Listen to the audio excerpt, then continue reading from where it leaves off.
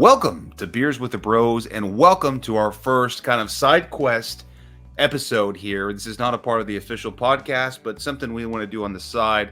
We've talked about in the first couple episodes, we're big Tennessee fans, so we want to do some more Tennessee Vols content here. Kind of talking about the games. We started off the season this past week with the Chattanooga Mocs coming to town, coming to Neyland Stadium.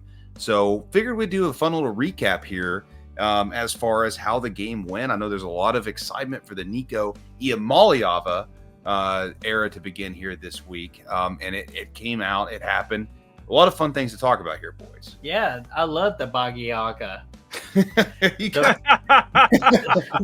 boogie man. But we're big Tennessee fans, so any chance for us to gush over Tennessee and Nico's amazing accuracy, we're going to freaking do it, man. We'll also do a preview of week 2 when Tennessee goes to freaking Charlotte to play NC State in a neutral site game. Yeah, definitely. And in the podcast where, we try to remain pretty neutral and stuff, but I thought it'd be fun on the side to talk, some specific Tennessee stuff. I know, Chris, you didn't get a chance to see the game. You've seen the highlights against Chattanooga. Nico, he broke a record for the first half. You tell the people because you told us this. Yeah, I'm not sure. I can't remember the yard. I think it was 314 because he didn't play. Yeah, that's right, 314. Yeah. So, Nico, I just call him Nico. I'm not even going to attempt. Iamaleava.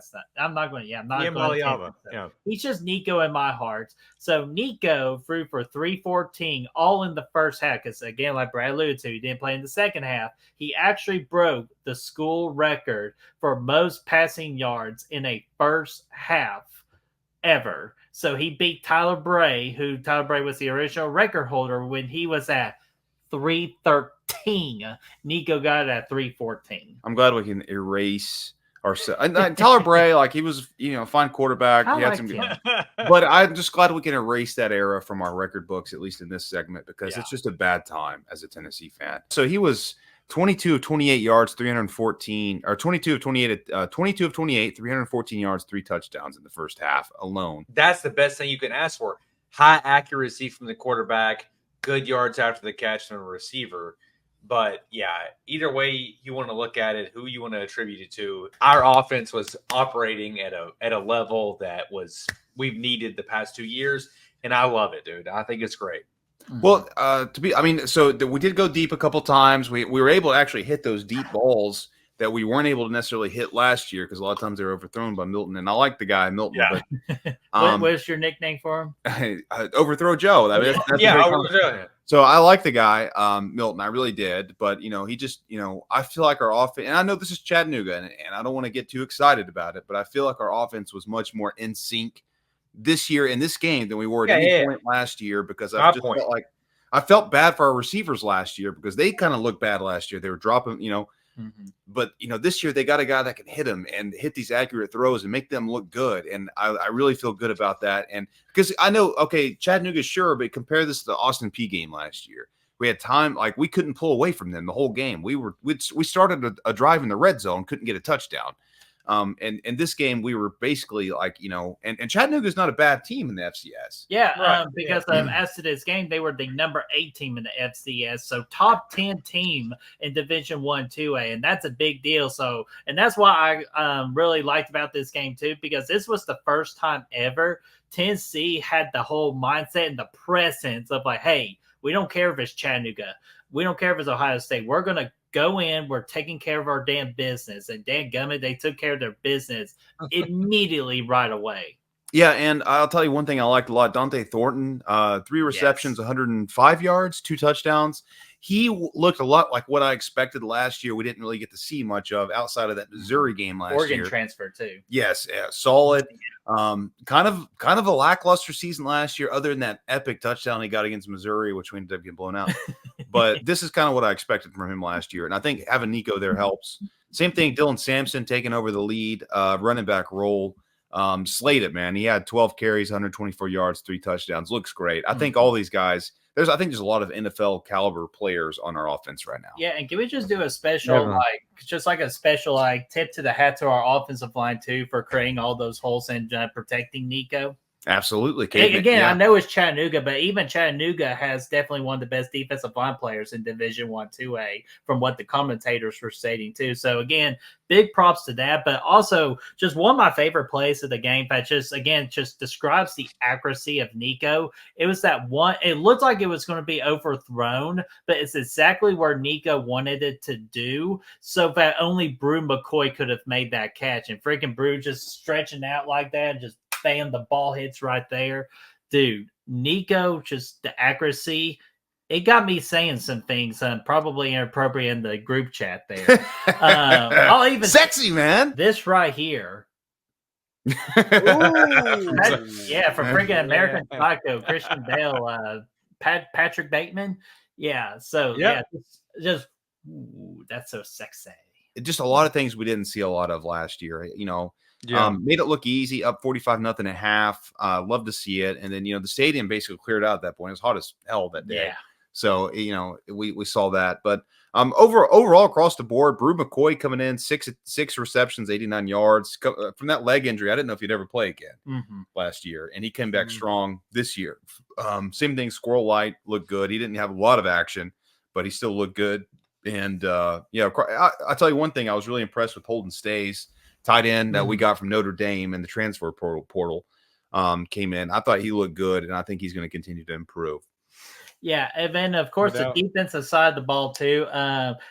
Again, like we took care of our business, and I'm glad we just took care of our business. But James Pierce Jr., who's definitely one of the best overall talents in college football this year, projected top 5 pick in the draft or top 10. Definitely top 10, but top 5's debatable. I just think he had a quiet day, and that's okay too, because I'd rather have him at NC State than with Chattanooga. And another thing too, just major shout out for Bo Carter. Or Boo Carter. Yeah, Boo Carter. Boo Carter. Boo Carter. Dude, true freshman. He looks super damn impressive, and I'm very excited for the development of his growth into a maybe on that same caliber level as like an Eric Berry. I see those tendencies. Freshman. He's fighting for time as a freshman. Look good, look strong. He's great on College Football 25. Damn right he is. Great on the game. So I think he's the best. I don't know. I think the biggest question mark for this team is the secondary. I think that's pretty common knowledge. A lot of freshmen, a lot of transfers playing there. Has been for the past 3 years. Tell me about it. But we have a great. I thought you give up 3 points. It doesn't get much better than that. I'll say that. Yeah, and another thing that I've been hearing about our secondary too. Yeah, that's a big question mark, absolutely. But from what I've been hearing, like within the camp, is that they're able to do things that they normally couldn't do in the past. That makes you a very good DB. So I feel like what we have in the DB is some of our best skill player DBs we've had at UT in a long time. But yes, still a question mark, but I am excited about the development of the DBs. And I also think Tim Banks, I know I gave him a lot of shit when he first came in, but I think he's finally got the talent. And so I'm very excited to see what he does with those weapons. If nothing else, we've had some coaching stability across the board, which is we haven't seen in over a couple years since Philip Fulmer was there. So, I mean, come on. I just hope that the defense will hold up their end moving forward against a better opponent. You know what I mean? Like, we know the offense is there. Like, the offense is capable. Nico's capable.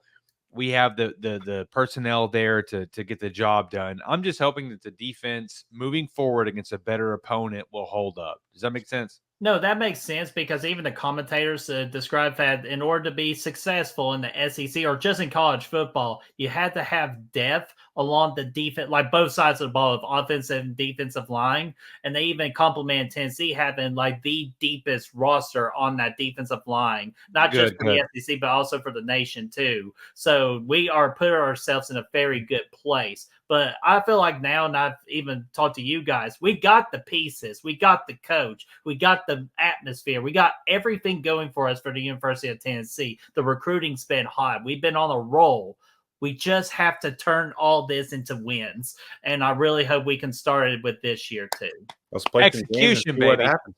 But yeah, execution. Let's play some games and see what happens, boys. Yeah, and lastly, I want to mention, because I brought it up, What did you all think about those smoky gray jerseys? They're sexy. Sexy. Yeah, buddy, I fucking love them.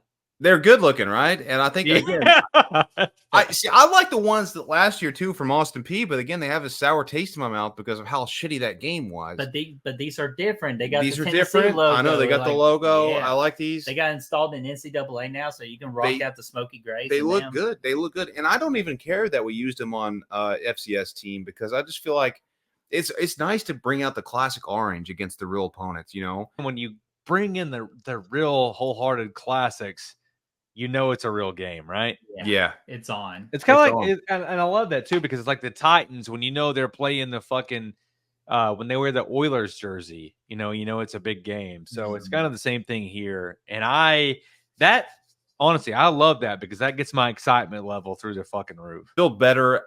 I know it's Chattanooga, but I still feel better at this point than I felt after any of our easy games last year. I think we're a step ahead of where we were last year.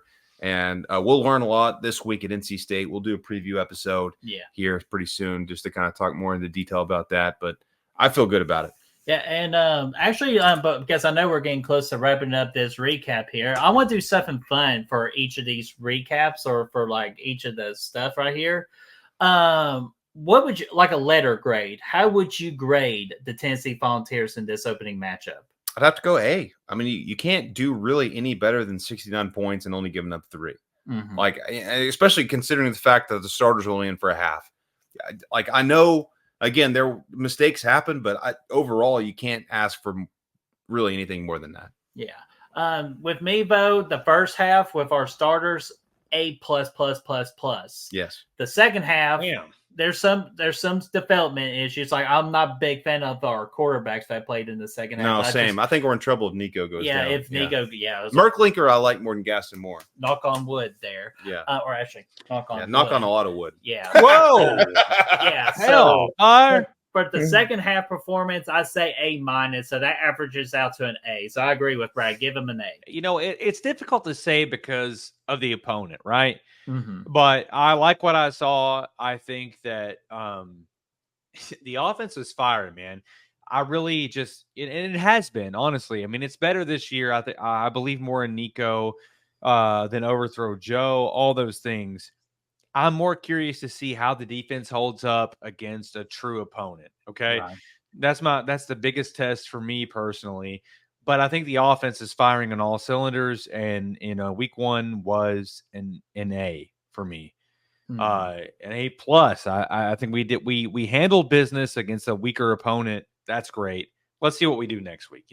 Yeah, and God, remember that one hit that 51 gave to that quarterback? Like, oh my God. Yeah. I literally came off my couch. I got off my couch and went, that boy needs some milk. I said, my wife was like, oh, I feel bad for him. I said, no. But I did feel bad that time. Our quarterback got laid out against Georgia a couple of years ago. That dude that short dude they brought in, I forgot what was his name. Yeah. He came in Georgia and he looked good. Sorry, the dude, I forgot your name. But he came in against Georgia in a home game, was looking pretty good, got demolished, laid out by a dude. He fumbled it. They scooped and scored. That was under the fucking stupid ass Pruitt era. Yeah, unfortunately. But it was. I felt bad. Brad loved Pruitt. You loved Pruitt when he got hired. I hated Pruitt, dude. I always hate. Well, okay, I got a little excited. Okay, but hey, the freaking McCash meals, dude, they're the best. God, the fucking guy, dude. That was the era I want to forget about more so than Butch Jones. God, no kidding. All righty, so we're gonna go ahead and close out of week 1 for the University of Tennessee, beating Chattanooga 69-3. Great statement game. And now for going on to the future, neutral site game in Charlotte, I believe where the Carolina Panthers Stadium is. I think that is true. Yes, U.S. Bank Stadium. Let's fucking get them, baby. Yeah, so NC State, the Wolfpack against the Volunteers, and we're gonna put that Wolfpack in the body bag. We're gonna put the boots to them. Yes, sir. And we're not sorry.